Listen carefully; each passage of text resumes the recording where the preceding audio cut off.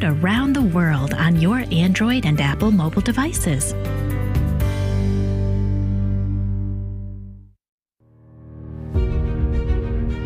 The Simple Truth, rising up to explore the difficult topics of real life. Join us as we proclaim the good, the true, and the beautiful with the simple truth of Jesus Christ and His Holy Catholic Church through Scripture, tradition, and the Catechism. And now, your host, Jim Havens. It is great to be back with you on The Simple Truth. We consecrate everything to the Sacred Heart of Jesus through the Immaculate Heart of Mary and the pure, strong heart of St. Joseph. Today is Testimony Tuesday, where we bring you real, live, first-hand testimonial accounts of the life-giving reality of Jesus and His Catholic Church. Our guest today is Michael O'Neill. He is a miracle researcher known as the Miracle Hunter. He's a graduate of Stanford University, a member of the Mariological Society of America, and the Theological Commission of the International Marian Association. His books include Exploring the Miraculous, 365 Days with Mary, and 20 Answers, Apparitions, and Revelations. He's also host of the EWTN series They Might Be Saints, about the lives of future saints and the search for canonization miracles, as well as a radio host and a lot of other good work from Michael. But you can also find out more about that good work, more about Michael, going to his website, miraclehunter.com. And finally, if you are interested in booking Michael O'Neill for a talk, you can contact him via the Catholic Speakers Organization, catholicspeakers.com. Michael O'Neill, thank you for being with us. How are you today? Hey, it's great to be with you today. Yeah, it's great to have you here. We always begin at the beginning. We start with childhood. What was your early life like, your family, the culture that you grew up in? Well, I'm a cradle Catholic, and I have my parents to thank for a strong faith growing up in the Chicago area. And I'm the oldest of two children. I've got a younger sister, and she's strong in her faith as well. And I went to local parochial school in the northwest suburbs of Chicago, and I went on to study at Northridge Preparatory School, which is an Opus Dei school in Chicago. And that led me on to future things as far as strengthening my faith and giving me the good academic background to get into Stanford and set my academic career going.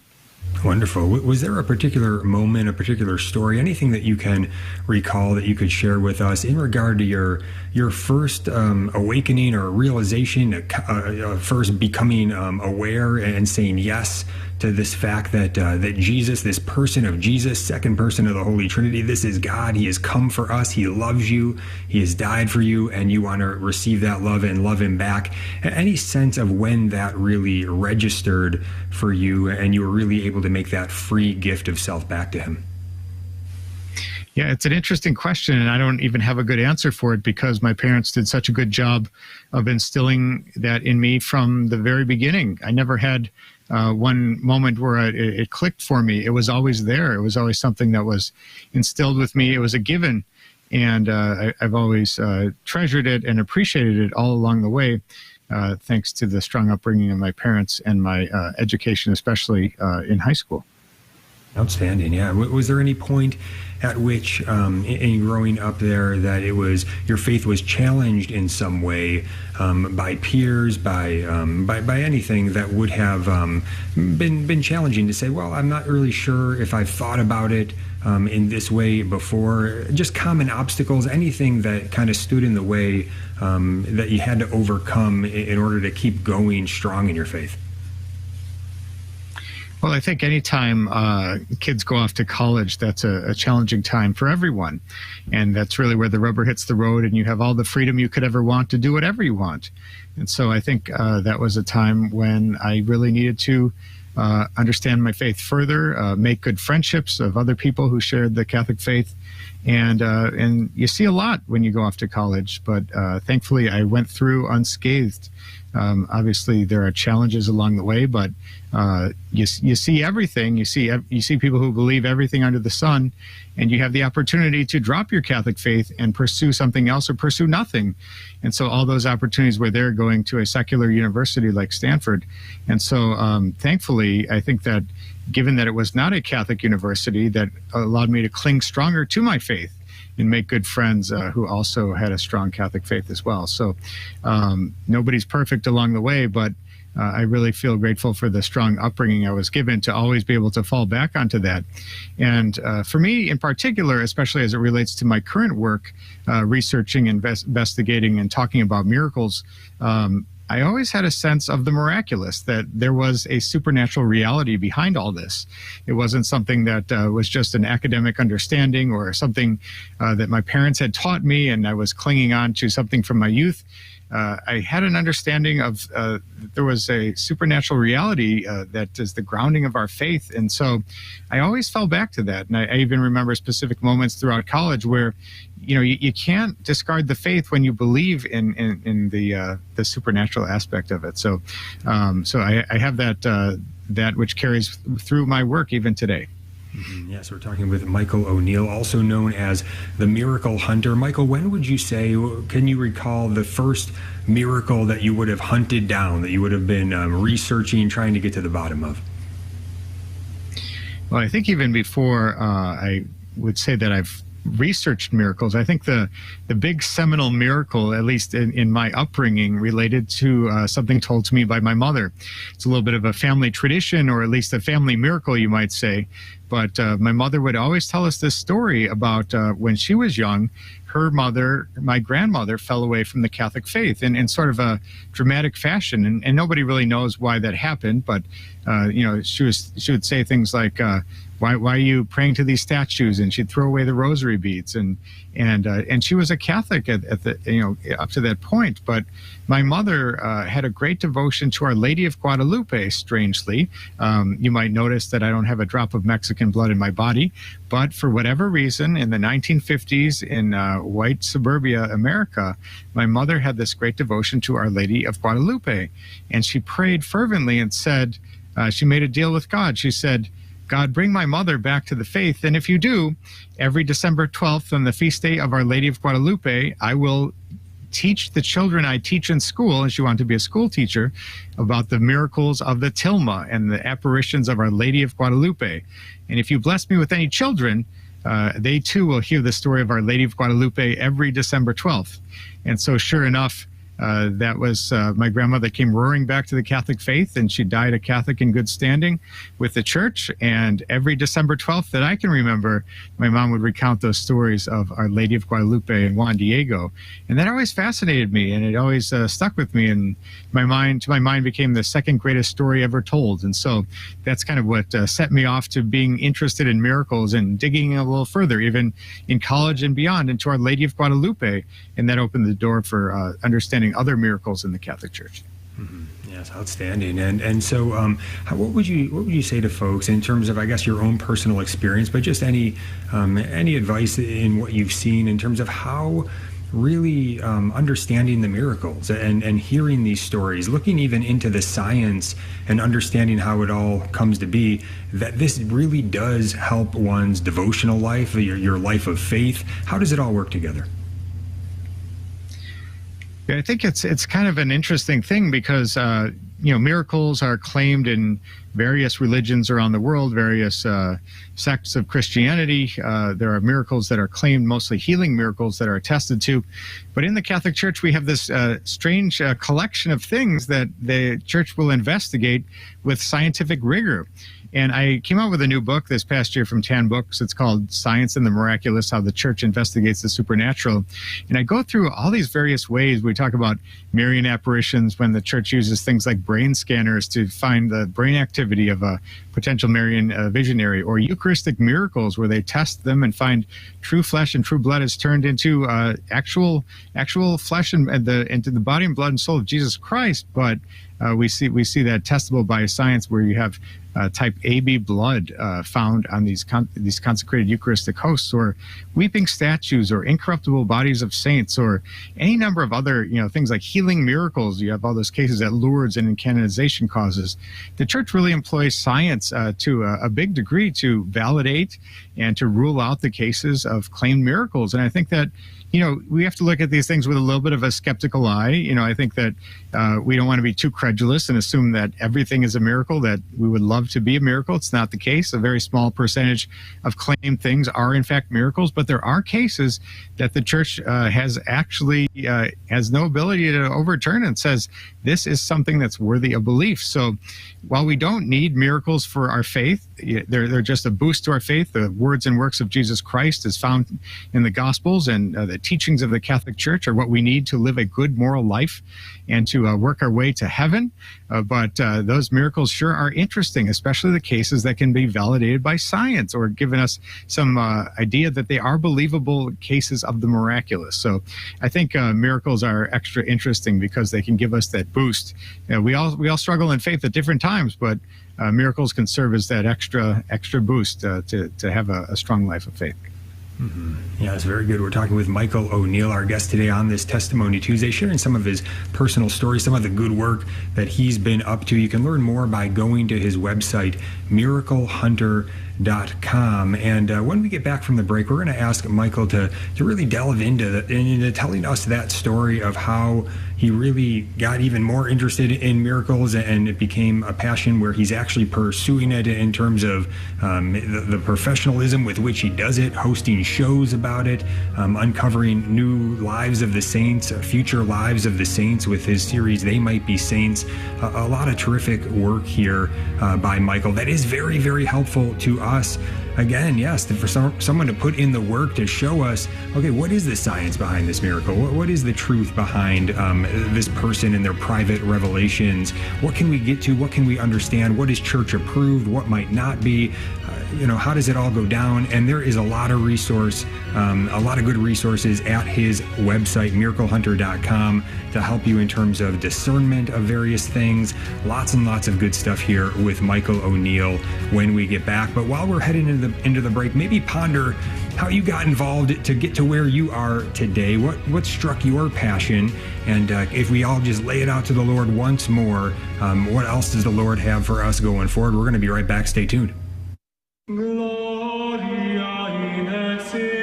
As part of our continuing effort to teach the sometimes lost beauty of our faith, we are broadcasting a special educational lesson every Wednesday called Lessons in Latin. These mini teachings from the Institute of Christ the King break down the history of the various parts of our Holy Mass. You can hear Lessons in Latin Wednesdays at approximately 5:15 a.m., 3:45 p.m., and 9:40 p.m.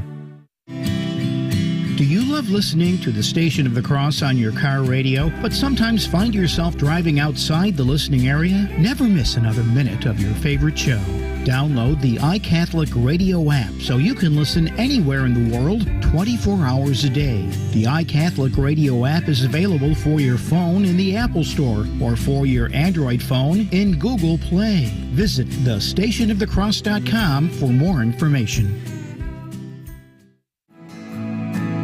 At the Station of the Cross, we are blessed by the variety of donations our listeners generously contribute for our evangelization efforts, from planned gifts to employer matches. We even receive donations through transfers of stock. Please consider giving a gift of stock to help us continue sharing the love of God with our hurting world. If you are being called by God to donate through a transfer of stock from your brokerage account to ours, please ask your broker to contact us at 1-877-888-6279. Your broker will need to indicate the number of shares being transferred as well as the QSIP number of those shares. That's 1-877-888-6279. Thank you for considering a gift of stock to the Station of the Cross so that we can continue proclaiming the fullness of truth with clarity and charity.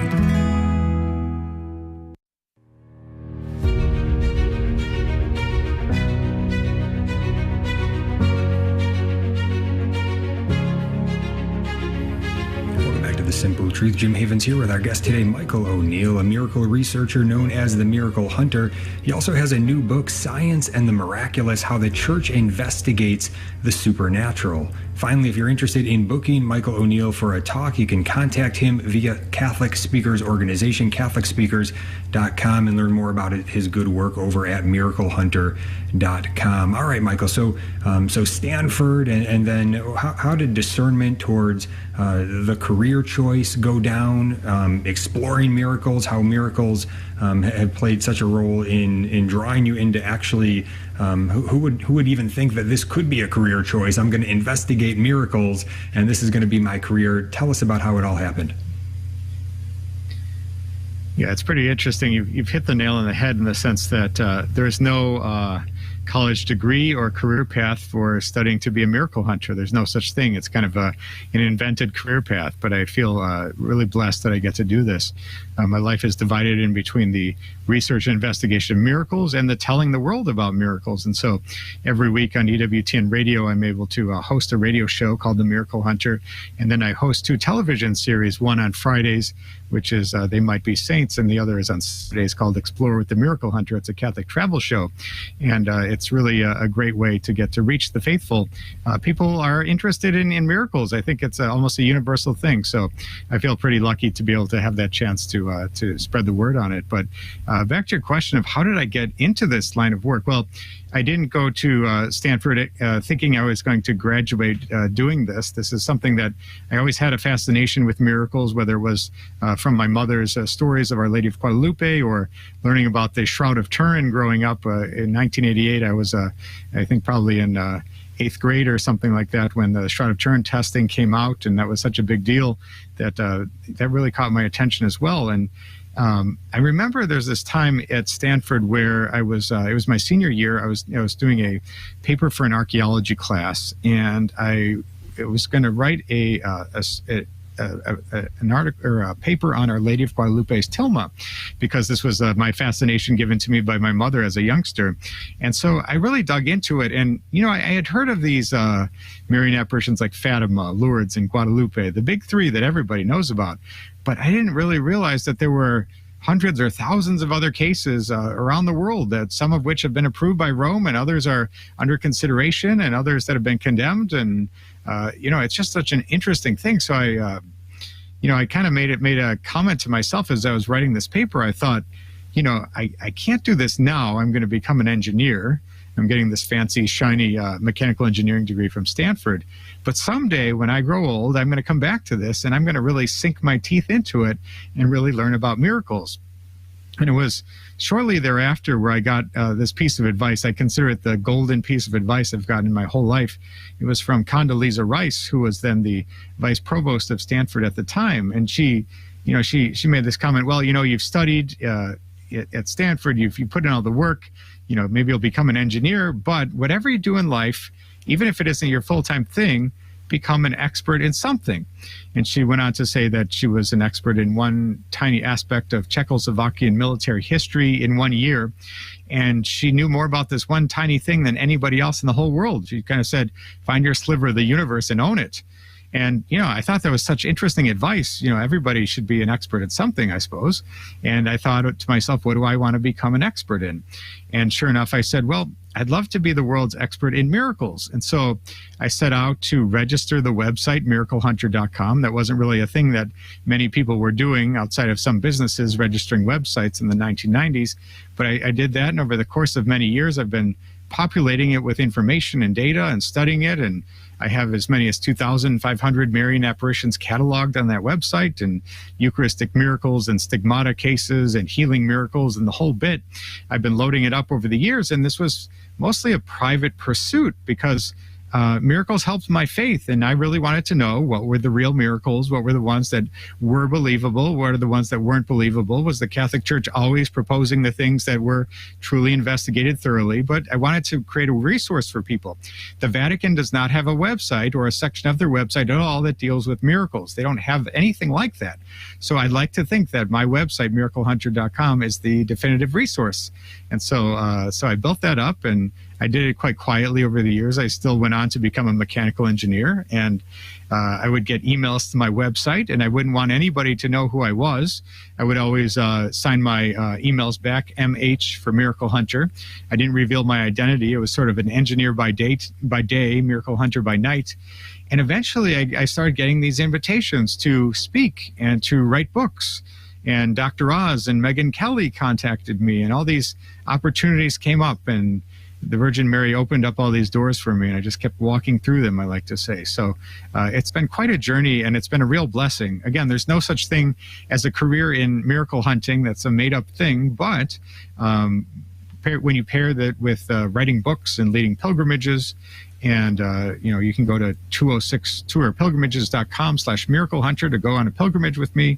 You can pick up my books. You can go to my radio show or TV show. So all these various puzzle pieces all come together to make this a tenable career. But it's a lot of fun, and I like being the person who gets to dig into these things and give my opinions on them. So I hope it helps people who are curious about miracles to have somebody, hopefully with a good head on their shoulders, to see what's real and what's fake. Mm-hmm.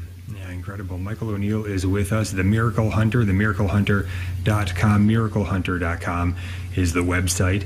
And Michael, can you share a little bit about how all of that impacted your faith, just diving into all of these miracles, apparitions? What has been the impact on your faith? Well, the most amazing aspect for me is that I can't help but believe.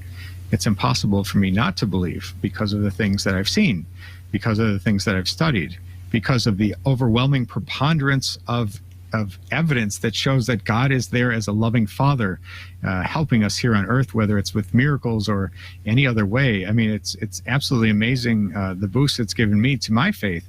And I find that when we talk about the impact that miracles have on individuals, I give talks around the country, perhaps as many as 20 to 25 per year. You can go to catholicspeakers.com to have me visit your parish. But after the talk, I always do this book signing, and people come up to me and they say, let me tell you my miracle story about my mother or my child, or how I lost the faith and I came back. Or they have all these incredible stories, and when you put them together, it's absolutely amazing. And one of my favorite projects that I ever worked on was the December 2015 issue of National Geographic. I actually got to contribute to the cover story of Mary, the most powerful woman in the world. And that was their biggest best-selling magazine in 7 years. It was amazing that so many people picked that one up. But what was so interesting about it is it hit the newsstands, and then I got a huge flood of emails. People said thanks for the article, thanks for your contribution to the study of Mary, thank you for dedicating your life to this. But so many people said, I've seen Mary too. And so we have these cases, these perhaps 2,500 that have been cataloged, but then there are so many smaller cases that people have experienced on their own. These might not be the big ones like Fatima, but maybe they have these own personal reflections or interactions or connections to Mary that have inspired their faith too. So miracles happen all around the world, and I've been privileged to be able to hear people's stories about them. So the miracles that happen in my own life and the miracles of other people, and just like I said, the preponderance of data that comes through in building this website and otherwise, it's hard not to believe when you see all that. Mm-hmm. Certainly, you must have a certain affinity, a certain love for Our Lady of Guadalupe, with the story being handed on to you at such an early age and such a big impact on your family. But any other miracles that really stand out for you personally? Anything else that you'd like to share with us? Well, there was a case of stigmata that I was able to investigate. And that was a few years back. It was in the Chicago area, and that had such a tremendous impact on my faith. I mean, I remember. I don't want it to come off the wrong way, but this was appearing in my dreams or my nightmares or whatever you might say. This was such a moving experience to witness this with my own two eyes. and to meet this person experiencing this these wounds of Christ, that it was absolutely remarkable. But I've talked to Marian visionaries. I've talked to every single bishop who has given an approval of in the last 20 years of a Marian apparition. I've seen weeping icons. I've like I said, the stigmata, I've seen incorruptible bodies, I've seen the whole bit, and it's absolutely amazing what's out there.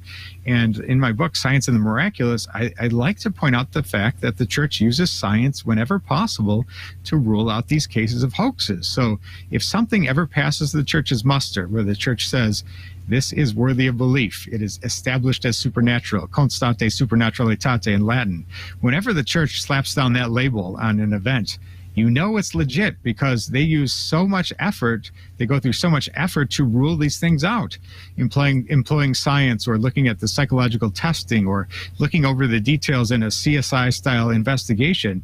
The church is always trying to shut down miracles. That's the thing that people don't understand. That we see these big feast days, Fatima, Lourdes, Guadalupe, or Our Lady of Mount Carmel, or other big feast days of miracles in our church. But those are the extremely rare cases. In general, if there's a weeping statue in a church, or a stained glass window that seems to have an image of Mary, the church would rather that window come down and people just come back to Mass and practice faith, the old-fashioned way, and not get caught up in the claims of miracles. So anytime the church is impelled to approve something as supernatural, we can take it to the bank as being an authentic case, because the local bishop does not want that going on in his diocese. So these cases are amazing that make it through to that final step, and so we can find a lot of inspiration in those things. Mm-hmm. Yeah, and just we're about to hit the break. When we get back, definitely want to dive into more on the new book, Science and the Miraculous, how the church investigates the supernatural. But real quick, right before we go into the break, as far as that stigmata case, anything else you can share with us on that, just by way of conclusion? How did that all end up in terms of your investigation and its impact on you? Well, just to keep it quick, going into the break, I was able to witness it with my own two eyes.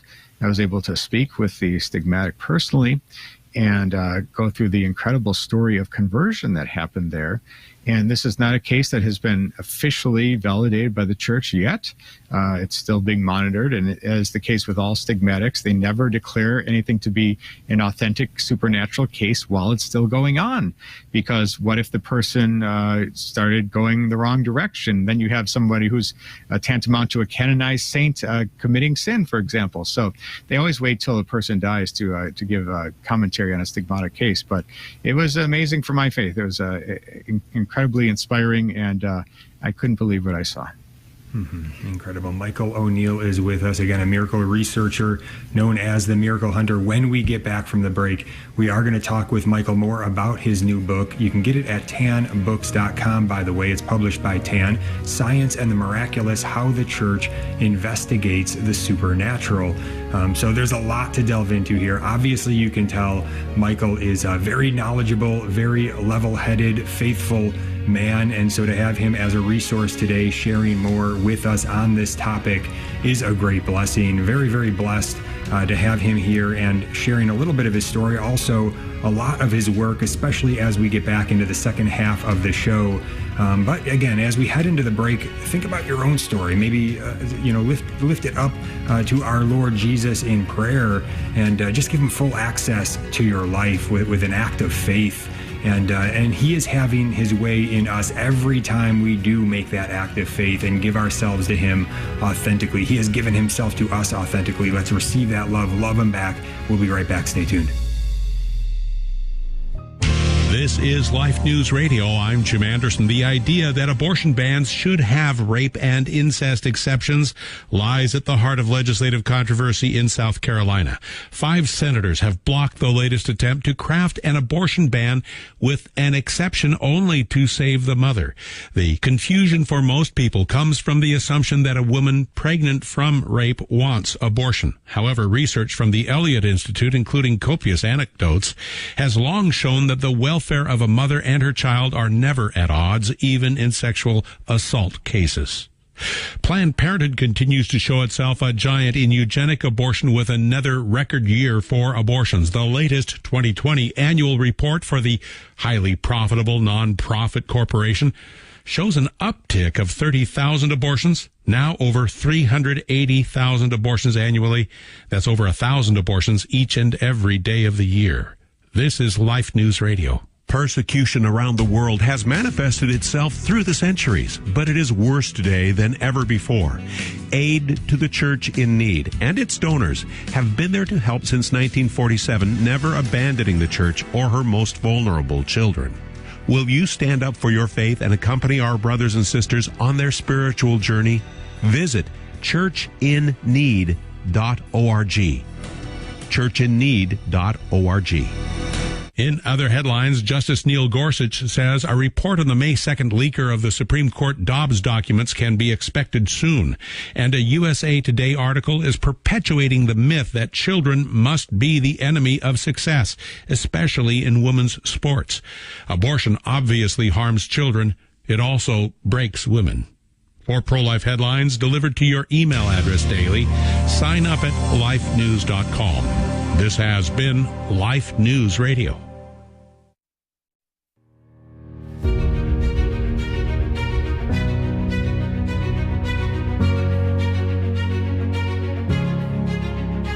Welcome back to The Simple Truth. Jim Havens with our guest today, Michael O'Neill, a miracle researcher known as the Miracle Hunter. He's a radio and TV host, author. You can go on pilgrimage with him. You can learn tons more about his good work by going to miraclehunter.com. Also has a new book out, Science and the Miraculous, How the Church Investigates the Supernatural, published by TAN. You can get it at tanbooks.com. We're going to talk about that in just a moment. But if you are interested in booking Michael O'Neill for a talk, bring him into your parish, you can contact him via the Catholic Speakers Organization, catholicspeakers.com. All right, Michael, so the new book, Science and the Miraculous, How the Church Investigates the Supernatural. Can you share a bit of the backstory on this book with us? How did it come to be? Well, one of the talks that I give when I travel around the country, I probably give 20 per year.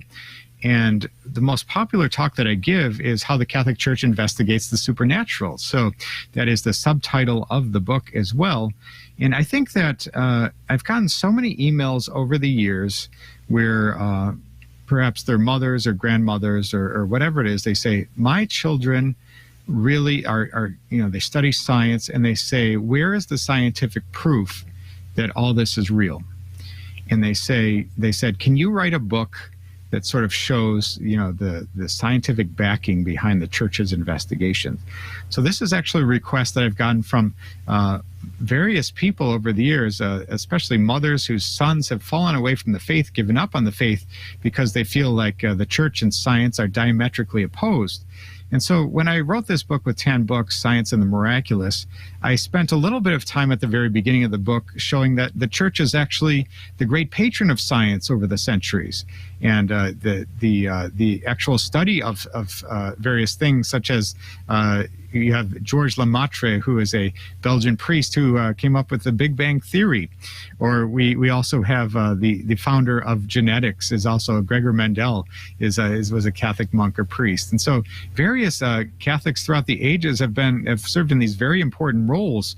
And I list a whole slew of scientists over the years who have made incredible contributions to the world through science and who were faithful Catholics. And so once I sort of got that out of the way and sort of said that faith and science are not contradictory, that the church is not actually, people point to the Galileo affair and they close their eyes to everything else around it, but the church is not anti-science. So I tried to establish that early in the book, but then the rest of the book is dedicated to the various types of miracles where the Catholic Church will actually use science in an active way to validate those cases as miraculous or not. And so we have a small selection of things. We have things like Eucharistic miracles where they find true flesh and true blood on a consecrated host. And in all these cases around the world, they are the same blood type or blood group AB. which is also the same blood type as found as on the Shroud of Turin, for example. They're all striated or tortured heart muscle, and many of these samples have white blood cells on them, which shouldn't be there, of course, on dead tissue. And so these remarkable cases, and I go through the ways that if somebody wanted to make a hoax, to do a Eucharistic miracle via hoax, could you do it? Well, you can't, it turns out, because under microscopic scrutiny, you'll see that they can't tell where the bread and the flesh begin and end. They're completely intertwined. So it's absolutely amazing if you actually look at this study. And if you wanted to get those white blood cells, you would have to get them from the inside of a heart of a living person in order for that to appear on a Eucharistic host. So it's impossible. And then we talk about things like Our Lady of Guadalupe, the Tilma, or other miraculous images. The weeping image in Hobbs, New Mexico, for example, or in Syracuse in Italy in the 1950s, that weeping statue of Mary. And so I go through all the various ways, the Eucharistic miracles, the incorruptible bodies, the healing miracles at Lourdes and in canonization causes. There are various ways where the Church tries to rule these things out using science. And yes, the vast majority of cases are not legitimate miracles, but there are cases that they say there is no natural explanation for. And so this book tries to show all the ways that the Church responsibly uses science to rule out miracles and invalidate them when they can. And it's absolutely amazing. And it blows most people's minds to know that the Church relies so heavily on science. I think that in other faith traditions, even Protestant or even Greek Orthodox, you'll see prayer as the primary discerner of if something is a miracle. Does it seem miraculous? Looks good. Miracle. Not for the Catholic Church. It's a more developed, rigorous process, and it really involves real science. So I try to bring that to the fore with the book, Science and the Miraculous. Mm-hmm. Michael O'Neill is with us, the Miracle Hunter, miraclehunter.com. Also has a new book out, Science and the Miraculous, How the Church Investigates the Supernatural, published by TAN. You can get it at tanbooks.com. Let's actually open the phone lines now. If anybody has a question on this topic, science and the miraculous, a great opportunity right now to call in, ask your question to Michael O'Neill, 1-877-511-5483. That's 1-877-511-5483. Michael, one thing I wonder about, you investigate these miracles, and it must be thrilling in a way when you're uncovering the truth, the science of these things. But what about the other end? Is there ever a time where you're investigating it and you walk away kind of disappointed where the science just simply isn't there, the proof isn't there like maybe many people might think it is? Are there any big misconceptions out there that it would be good to clear up for anybody regarding any specific miraculous events that the science just isn't there on? Yeah, it's really a great question. And I encourage people to check out the Incorruptibles chapter in my book. And so this is going to be eye-opening for a lot of people, because we do have these cases around the world. And there's a very famous book by Joan Carol Cruz that came out perhaps in the 70s or 80s, where it documents all these cases around the world. And the idea behind incorruptibility is perhaps the idea that some bodies of saints are preserved for all time in a state of perfect incorruption. Even though they're made of carbon, they don't decay in the same way that you would expect. And what's fascinating is, yes, there are some cases like that, like Saint Bernadette of Lourdes. If you go to Nevers, which is a short drive from Lourdes in France, you can go to the convent where she lived and died, and her body is still there. And it's absolutely amazing, the level of perfection. And then you have other cases. You might have gone to Siena in Italy and see St. Catherine of Siena, and she doesn't look too incorrupt these days. And, it's complicated, because I think that, we have this idea of the way that it should work, and it doesn't quite work this way. So, nobody should ever, start a sentence with, if I were God, but if I were God and I were to come up with the concept of incorruptibility, I would make only the saints incorrupt and everybody else not. So, who is a saint and who wasn't. And I'd make the incorruption perfect for all time, not just for a few decades or a few hundred years like it is in the cases of the ones we have, but for all time. But it isn't that way. And I'd make the entire person incorrupt, not just their heart, like in the case of Padre Pio or St. John Vianney, and the rest of their body is corrupted. I would make them incorrupt from head to toe. So, but I'm joking, of course. I'm not God. I don't get to decide on these things, and neither does anybody else. And the cases that are perfect are amazing, like St. Andrew Bobola. He's been incorrupt for hundreds of years, or St. Charbel Maclouf, who's incorrupt for hundreds and hundreds of years. Absolutely perfect incorruption. But it turns out that perhaps the way to look at incorruption is how the body appeared when it was first discovered, not how long it lasts. And I think that's our wish and our hope that, we have these saints who are perfect for all time, for all generations, to come and see what that saint might have looked like. Well, it doesn't work that way. I think that perhaps the real definition of incorruption is when that casket, that coffin has been opened in the rite of recognition, when they go in for relics some decades or hundreds of years later, and the body is then found to be in a perfect state. Perhaps that's an incorruptible saint. But the idea that there are all these hundreds and hundreds or thousands of saints whose bodies are perfect, that isn't the case. And so I actually go through some of the reports in my book, Science and the Miraculous, of cases where those bodies have been preserved. And some people might say, well, isn't this a hoax by the Catholic Church? Isn't this, they're trying to pull the wool over people's eyes and say, look at these miracles?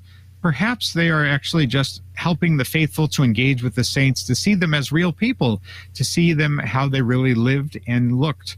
And so there has been some effort of preservation that's been done in the majority of cases.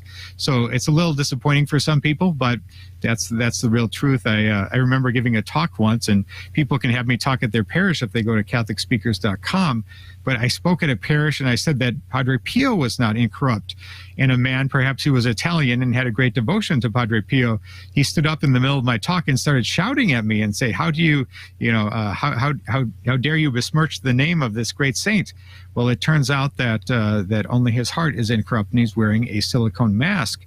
And I was speaking for 2 days in a row, and the man came the next day. He had researched his claim, and he came and apologized to me, not in front of the crowd, of course, as off to the side, but he said, you were right. He isn't actually incorrupt. I hoped he was, but he wasn't. So, we have to be careful. And I'm a believer. I'm a skeptic as much as I'm a believer. And if something is not truly a miracle, you're going to hear it from me that it is not a miracle. So in the book, Science and the Miraculous, I cover both sides, those things that we hope are miracles and are not, and those things that are truly miraculous. Mm-hmm. Yeah, very interesting. Michael O'Neill, the Miracle Hunter, miraclehunter.com. Can you give us any clarification on the holy face of Jesus? I get a little bit confused about this one. I've been kind of doing a little bit of research on this recently, reading a book on the topic. And so you've got the holy face of Jesus on the Shroud of Turin. You've got the veil of Veronica kept in St. Peter's, which there's a whole lot on. And then you've also got what might be the linen cloth, I guess, over his face at the resurrection. That would be Manopello, I believe. I'm not really sure if I'm saying that correct. Any clarification on what would be anything on those artifacts in terms of if we want to really have authentic holy images of the face of Jesus, what can you share with us about these three objects and anything else that might exist? Yeah, so it is a complicated issue, and you left out a couple of them. There's one called the Edessa image, or the Mendelian, which is also considered to be a cloth with the face of Jesus on it. And is it the same as the Veronica? There's some debate about that. And also there's the Sudarium of Oviedo, which you can go to Spain and see that. And that's the sweat cloth. The Sudarium is from the Latin word for sweat, and that is the cloth referenced in the Gospels, actually. And when we look at the Manopello image, it's really a fascinating image. And there are some people who have a great devotion to that image. And even Pope Benedict XVI, he went there himself to venerate that image. And it's looked at like a relic, but it's not considered to be the true cloth of Christ. We don't really know. But just looking at the image, it doesn't pass the eye test for me. It doesn't fully look like a a symmetrical human face to me. And so perhaps I'm stepping out of that quicker than I should. But for me, the Manapello image is something that's mysterious. We don't know how it was made. The cloth that it's on is something remarkable. And there's a longstanding tradition that it is something like the Veronica. But to my eye test, it doesn't look like a true face. So, there's some bias that I have on that. And then we talk about the Veronica image, which is held in the Vatican, according to tradition. The last known photo of it is completely black, and so you cannot see any details on that image. But now we turn to the Shroud of Turin, which is absolutely remarkable for many ways. And I'm actually a believer that this purported burial cloth of Christ is in fact the cloth of Christ. And one of the reasons that I believe in it is because of this Sudarium of Oviedo, which is the sweat cloth, and it actually has some blood marks on it as well. The blood matches in both cloths, and both in location and type of blood. And so if you overlay the two, which is absolutely amazing to me. The other aspect is the pollen that's found on that image, and also the other mysterious qualities. They don't know how it was made. So someday we may know more about the shroud, but for me, that's the actual image of Christ. Wow, very, very helpful. Michael O'Neill is with us, the Miracle Hunter, miraclehunter.com. You can get his new book, Science and the Miraculous, How the Church Investigates the Supernatural, at tanbooks.com. You can also book him as a speaker for your parish or any Catholic event you have coming up. CatholicSpeakers.com can help you to do that. And if you want to get a phone call in, now's the last chance to do so on this topic, Science and the Miraculous with Michael O'Neill, 1-877-511-5483. That's 1-877-511-5483. And we'll be back with Michael O'Neill, the Miracle Hunter, as soon as we're done with this break. Stay tuned. You can listen to any of our network-produced programs at your convenience, wherever you enjoy podcasts. Hear a powerful sermon you need to share with a loved one? Maybe there's a guest or teaching segment that deserves another listen. You can find all of our shows on Apple Podcasts, Stitcher, Spotify, Google Podcasts, our website, and the free iCatholic radio app. Be uplifted in your faith. Listen today at thestationofthecross.com or on your favorite podcasting platform. This is Jesse Romero, host of Jesus 911, heard weekdays at 2 p.m. Eastern. I'm joined each day by a variety of co-hosts like Ruben Nava, Paul Clay, Dan Schneider, and my amazing wife, Anita Romero. We tackle Catholic devotions, spiritual warfare, family life, saving America, and everything in between. Join us each weekday at 2 p.m. Eastern, 11 a.m. Pacific for Jesus 911. You can also catch a bonus encore Saturdays at noon Eastern. God bless you. Keep the faith. As a nonprofit lay organization financially independent from your diocese, our apostolate is listener-supported. Through your generosity, we are able to inspire countless listeners with the gospel message and help lead them to a parish to be spiritually nourished by the sacraments.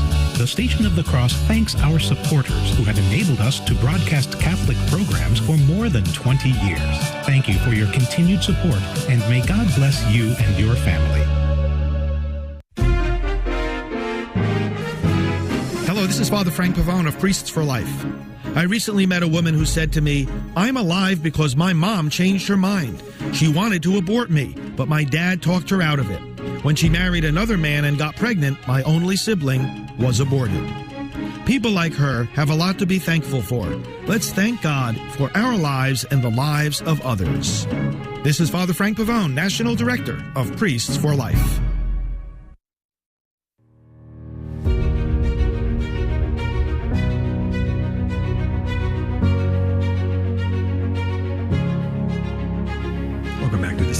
Jim Havens here with our guest today, Michael O'Neill, a miracle researcher known as the Miracle Hunter, radio and TV host, also an author. His new book, Science and the Miraculous, How the Church Investigates the Supernatural, published by TAN. You can get it at tanbooks.com. And if you're interested in booking Michael O'Neill for a talk, please contact him via the Catholic Speakers Organization, catholicspeakers.org. You can learn more about him and his good work by going to his website, miraclehunter.com. All right, Michael, final segment here. So Science and the Miraculous, again, the new book that you have, and it goes through a whole bunch of stuff. But in terms of Marian apparitions, since you do have a catalog of so many on your website as well, any Marian apparitions that maybe might be more obscure, that people wouldn't be aware of, that really stand out to you as one or two that maybe it would be very good for people to be aware of? Yeah, it's so interesting because people get pretty excited about Marian apparitions, and they're a little bit like a baseball team. You know, people choose the one that's closest to their home, perhaps, and they cheer really hard for it. But Marian apparitions are not essential for our faith, but they sure are exciting when the Catholic Church has said that they're worthy of belief. And it's extremely rare. We have as many as 2,500 throughout Christian history that have been claimed, and perhaps a little less than 30 have been judged by the local bishop to be supernatural. And of those, the Vatican, who doesn't have to do anything related to Marian apparitions, they just leave it to the local bishop normally, but sometimes they put an extra layer of support or recognition on top. So those are things like the Pope might visit the site, or they might canonize the visionary, or they might raise the church to basilica status, or send a golden rose there, or the Pope might compose a prayer to Our Lady under that title. There are all these various ways that are sort of indirect ways that the Vatican shows that it's fully supporting a Marian apparition. For one at-home example here, I live in Chicago, and close to me is the Shrine of Our Lady of Good Help in Champion, Wisconsin. It's an 1859 apparition to Adele Bryce, a Belgian farm worker who had visions of Mary. And the Catholic Church in 2010, on December 8th, Bishop David L. Ricken gave his formal decree of supernaturality.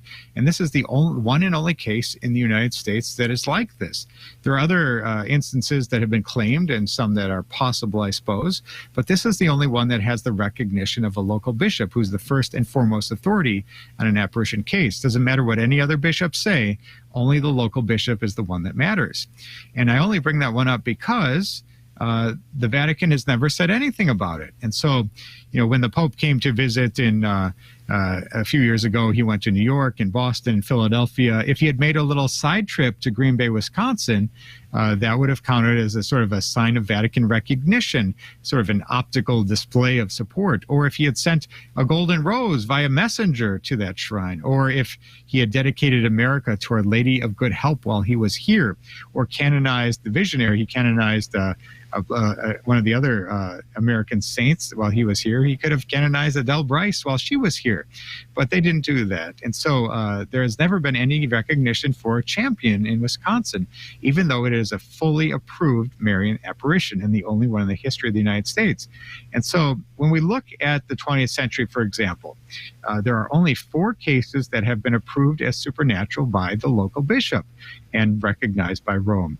So you have 1917 in Fatima, the gold standard of Marian apparitions, as I'd like to call them, Our Lady of the Rosary. And then 1932, a Barang in Belgium, 1933, Banu in Belgium, and 1981 in Kabeho, Rwanda. And that's it. There are no other Marian apparitions from the 20th century that have been recognized as formally by the Church. And there are others that have been recognized for faith expression, for example, perhaps an imprimatur given to the messages at the site. But those 4 cases are the only ones we have. And we don't need more than one or any at all. We don't really need them, but they're great when they happen. So the Catholic Church is very, very careful on these cases. And then in the 20th century, we have others that are starting to get some recognition as well. So, but in Belgium in 1932 and 1933, that was the hotbed of Marian apparitions. And one of the great blessings of my work is I get to travel for EWTN and produce a travel show called Explore with the Miracle Hunter. And 2 of the new episodes coming out at the end of this month are in Barang and Bano. We have an episode dedicated to each. So I travel to the location, and we have some remarkable, spectacular recreations of what that might have looked like to the children. So I encourage people to tune in at 5 p.m. Eastern time on Saturdays for that. Mm-hmm. All right, very good. Let's go to the phone lines now. Peter in Fredonia, New York. Welcome to the program. What is your question for Michael today?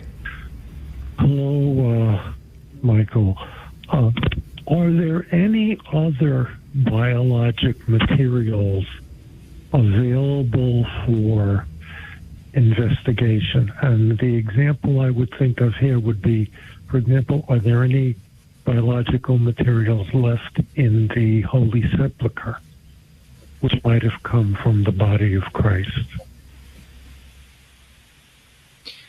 So it's a great question. Thank you for that. Of course, we have the Shroud of Turin is the primary place where we would find biological after effects of Christ. And so there is still blood on that shroud, and that blood has been tested, for example.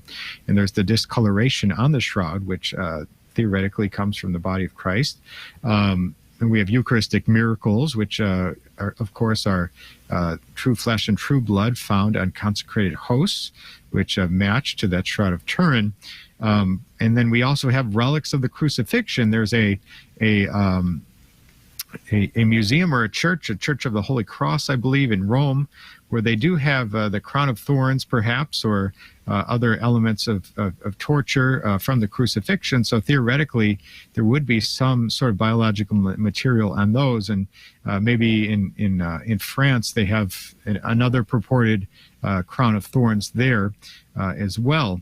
And that was in Notre Dame Cathedral and was rescued. But is there anything that's testable? And also the Sudarium of Oviedo, the sweat cloth of Christ, also has the blood marks on it as well. So these are the existing examples, but because those samples are so old and so contaminated, they're unable to gather any DNA evidence off of them.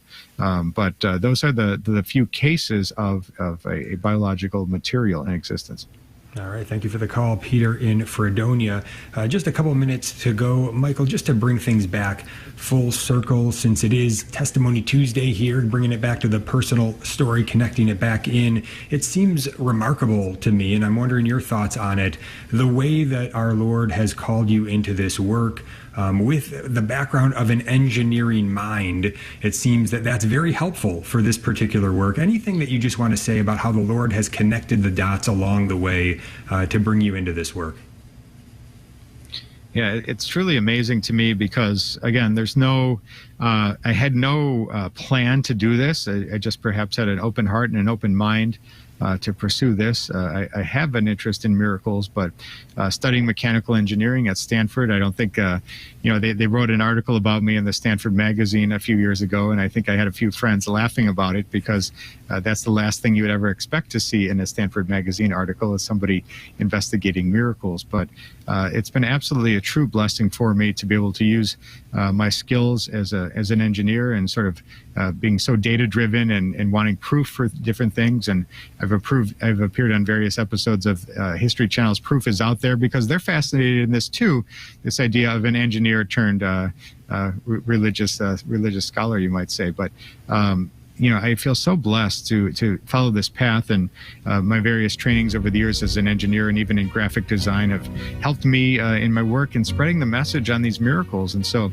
it's truly a dream and a blessing to be able to work with EWTN, travel the world, go to these places, and bring them back in television programs, radio shows, and share them with the world. So I never saw this coming, but this is truly a blessing for me. Michael O'Neill, the Miracle Hunter, thank you so much for being with us today. A great blessing. Thank you. All right, again, his website, miraclehunter.com. His new book, Science and the Miraculous, How the Church Investigates the Supernatural, published by tanbooks.com. That EWTN series, They Might Be Saints. You can find all his good work by going to the website, miraclehunter.com. Also, if you want to book him for talks, catholicspeakers.com. catholicspeakers.com. If you want to send me a message on the show, Jim H. at thestationofthecross.com. God bless you.